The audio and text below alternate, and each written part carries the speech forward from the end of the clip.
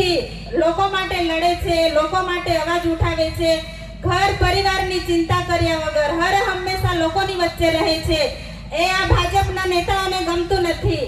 એટલે વારે ઘડીએ જેલમાં મોકલે છે, પણ આપણે એનો બદલો લેવા માટે તમે બધા તૈયાર છો ને?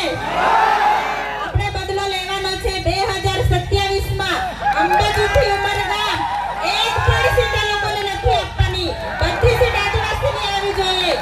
એટલે આપણે બધા અત્યારથી તૈયારીમાં લાગી જવાનું છે કે આપણે જેવી રીતે હાલ નર્મદા જિલ્લામાં સુપડા સાફ કર્યા છે, એવી જ રીતે અંબાજીથી ઉમરગામ 2027માં આપણે એમના પણ સુપડા સાફ કરીને એમને ઘરે બેસાડી દેવાના છે. તો તમે બધા સાથ સહકાર આપજો એવી હું આશા રાખું છું.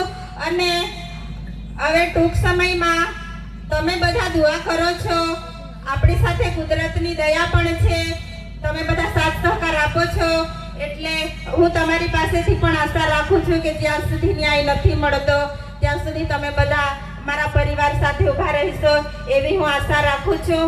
અને જ્યાં પણ જરૂર પડે છે, જ્યારે પણ હું આમંત્રણ કરું છું, ત્યારે પણ તમે ઘરની ચિંતા કર્યા વગર પોતાનું ખેતીવાડીનું કામ છોડીને આવો છો, એ મારા માટે મને ખૂબ હિંમત આપે છે.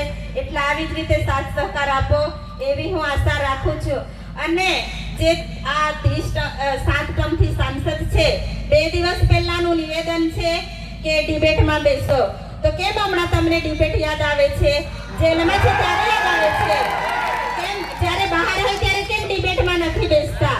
મનસુખ દાદા, તમારે ડિબેટમાં બેસવું હોય તો હું મારી જનતા સાથે તમારી સામે ડિબેટમાં બેસવા માટે તૈયાર છું. તમે આવી જજો.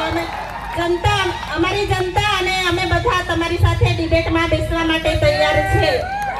તમે બધા સાથ સહકાર આપજો એવી હું તમારી પાસેથી આશા વ્યક્ત કરું છું. આટલું કહીને મારી વાણી પૂરી કરું છું. આભાર.